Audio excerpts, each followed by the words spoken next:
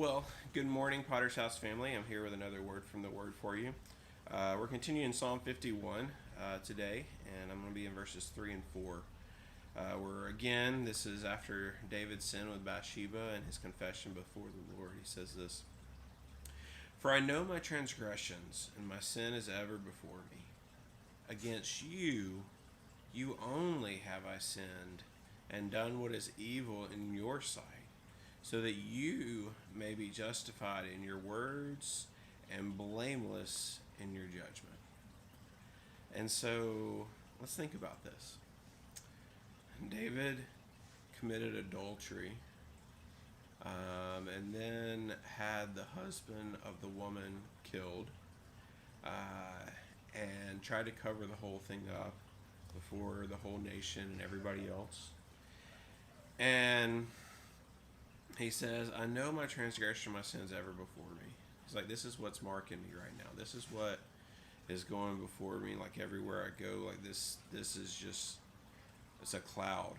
It's hanging over me. A lot of us can identify with that. And there's something in our life that's just hanging over us. That's covering us, that we can't get away from.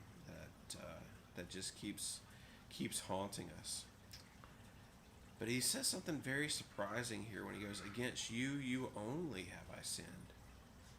I mean, he sinned against Bathsheba. He sinned against her husband.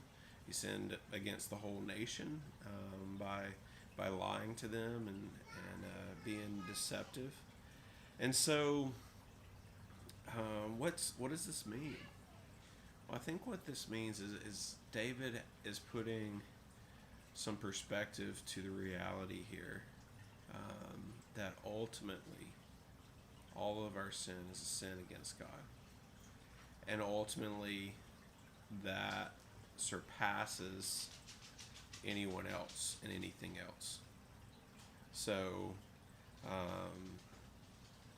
yeah, his biggest affront was his affront against the Lord.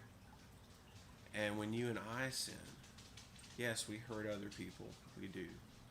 And we need to go to them for forgiveness. Other places in Scripture are clear on that. We need to be repentant to them, to those we hurt. But ultimately, our greatest offense, our biggest grievance, is against the Lord. And in that, he is justified in his words and blameless in his judgment. You see, when he says that I'm going to punish sin, well, that's what we deserve. That's what we should get. And so we shouldn't be surprised when we get that. And we can't say of him, "Oh, well, that's unloving," or, "Well, that's not fair," because he's God and he's perfect. And when we've sinned against him, then he is justified in his declarations against us.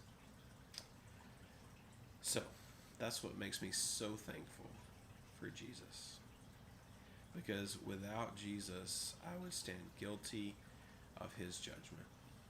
I would stand guilty before him. But Jesus took on his wrath for me so that I don't have to. And I hope you can say the same, because the gift that Jesus has given us and the price that he paid on the cross is sufficient to cover you and I. This has been your word from the Word for today. I will see you again tomorrow, hopefully. Life is really crazy with moving right now. Next 2 days is really crunch time, but hopefully I'll be able to get on with you guys. Bye for now.